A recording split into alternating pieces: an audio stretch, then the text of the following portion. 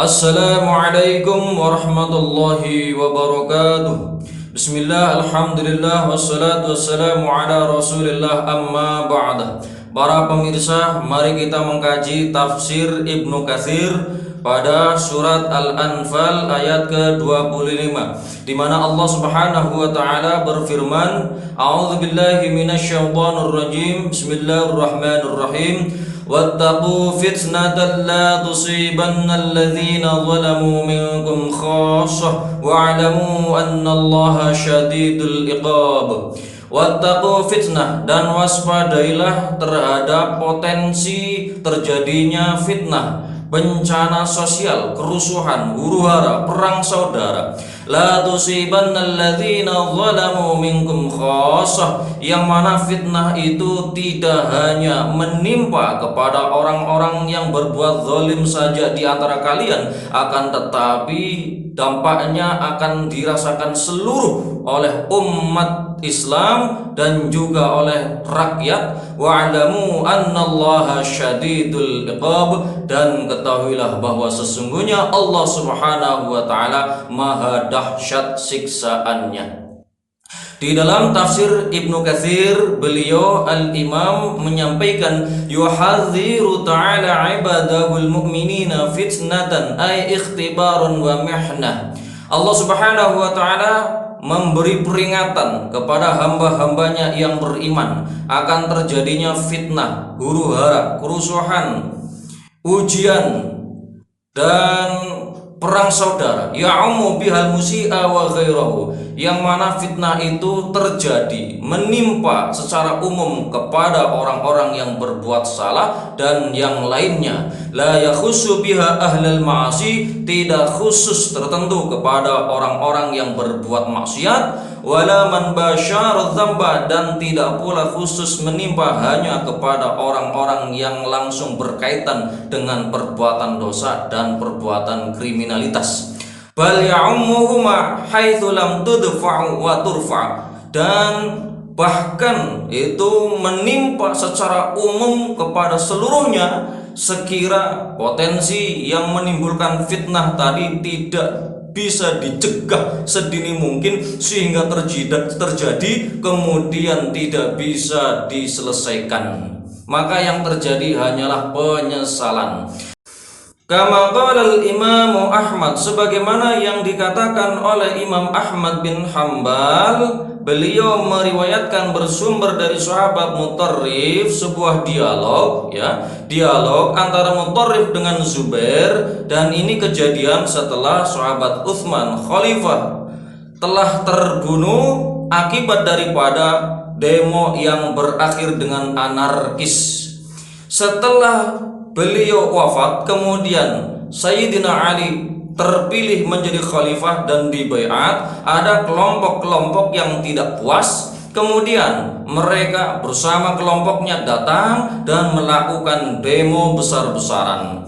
Kemudian ketika dua kelompok pendemo dan aparat pemerintah, aparat keamanan, dua kelompok sudah berhadapan-hadapan, kemudian Mutarrif berkata kepada Zubair, qulna liz-Zubair, Zubair, kami berkata kepada Zubair, ya Aba Abdillah, wahai Abu Abdillah, ma ja'a bikum, apa yang menyebabkan kalian datang kemari? Doyatumul khalifah, kalian telah mensia-siakan khalifah alladzi qutila, yang telah terbunuh, yaitu sahabat Utsman bin Affan. Tsumma ji'tum tatlubuna bidammi, kemudian kalian datang kemari berdemo menuntut untuk balas darah atas wafatnya sahabat Utsman bin Affan.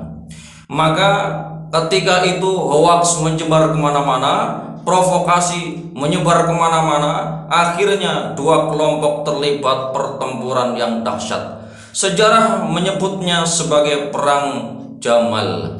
Para pemirsa yang berbahagia, faqala Zubair radhiyallahu anhu, maka Zubair mengatakan, inna qara'na ala ahdi Rasulillah sallallahu alaihi wasallam wa Abi Bakar wa Umar wa Utsman radhiyallahu anhum, Sesungguhnya kami telah membaca dan sudah terbiasa membaca ala hati Rasulullah pada zaman Rasulullah sallallahu alaihi wasallam dan juga zaman Abu Bakar, zaman Umar, zaman Utsman bin Affan radhiyallahu anhum ajma'in, yaitu ayat Al-Qur'an wattaqu fitnatan la tusibanna alladziina zalamu minkum khassah.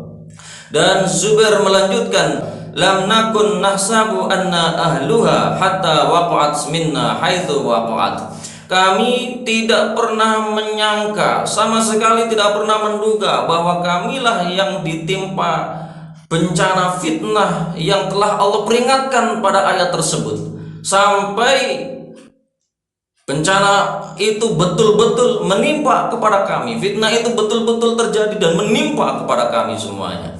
Para pemirsa yang berbahagia, sejarah menyebutnya sebagai fitnatul kubro, yaitu perang saudara antar sahabat Rasulullah Muhammad sallallahu alaihi wasallam, dan itu terjadi baru beberapa puluh tahun lamanya setelah Rasulullah sallallahu alaihi wasallam wafat.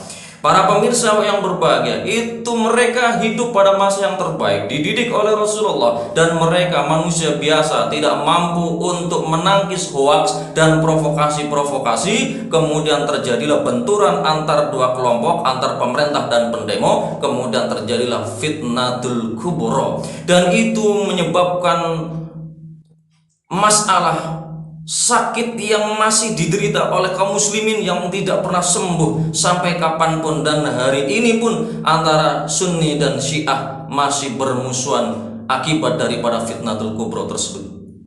Lalu bagaimana dengan sekarang para pemirsa yang berbahagia? Sekarang ini sebagaimana Rasulullah SAW menyampaikan bahwa zaman sekarang, zaman yang ada ini adalah merupakan zaman yang paling lebih buruk, ya, lebih buruk daripada zaman sebelumnya. Maka bagaimana kita mampu untuk mencegah terjadinya fitnah, perang saudara, huru-hara, kerusuhan? Maka Allah Subhanahu wa taala memberikan peringatan yang tegas agar kita mewaspadai itu semuanya. Jangan sampai itu terjadi, jangan sampai itu terjadi. Dan di negara-negara Timur Tengah sudah terjadi. Apa yang terjadi kita saksikan bersama. Jutaan umat manusia mengungsi, dan mereka kehilangan tempat tinggal, kehilangan harapan hidup mereka. Bahkan karena hidup yang begitu susah dan dalam keadaan menderita, mereka pun tidak pernah lagi tahu agamanya. Karena mereka nggak pernah sekolah, nggak pernah pesantren, nggak pernah belajar agama. Karena untuk hidup aja susah. Mereka hidup di pengungsian dan nggak bisa berbuat apa-apa. Jadi dampaknya luar biasa dahsyatnya. Maka para pemirsa yang berbahagia, Allah Subhanahu wa taala telah memberikan kita anugerah yang terindah, yaitu hidup di negeri Indonesia yang aman dan damai. Kita di Indonesia bisa melaksanakan ibadah sholat berjamaah dengan aman, bisa mengikuti kajian-kajian taklim dengan aman, anak-anak kita bisa di pesantren dengan aman dan damai, dan bisa sekolah dengan aman dan damai. Kita orang tua bisa mencari nafkah rizki yang halal dengan aman dan damai dan dilindungi. Maka kita harus bersyukur kepada Allah Subhanahu wa taala. Karena itu setiap potensi-potensi provokasi yang bisa menyebabkan perang saudara, kerusuhan, huru-hara harus dicegah sedini mungkin. Jangan sampai kita ikut terhasut oleh orang-orang yang memprovokasi kita agar terpecah belah. Rakyat benci kepada pemimpinnya, pemimpinnya benci kepada ulama, ulama benci kepada pemimpinnya. Nauzubillah min dzalik. Kita harus bersatu karena Allah Subhanahu wa taala memerintahkan kita untuk bersatu, dan Allah melarang kita untuk terpecah belah. Dan Allah juga memerintahkan kepada kita untuk taat kepada Allah dan Rasul-Nya, sekaligus taat kepada ulul amri. Dan siapa ulul amri itu? Di dalam tafsir Ibnu Katsir, beliau mengatakan ulul amri itu adalah para ulama dan juga umara. Dua-duanya wajib kita taati selagi bukan dalam hal maksiat. Maka karena kita wajib taat kepada kedua-duanya, maka antar ulama dan umara wajib bersinergi. Karenanya kedamaian, ketentraman, ketenangan hidup, kenyamanan kita beribadah, kenyamanan kita bekerja mencari nafkah yang halal hanya bisa terjadi manakala kita semuanya bersatu. Karena itu waspadalah terhadap provokator, waspadalah Terima kasih, kurang lebihnya mohon maaf. Assalamualaikum warahmatullahi wabarakatuh.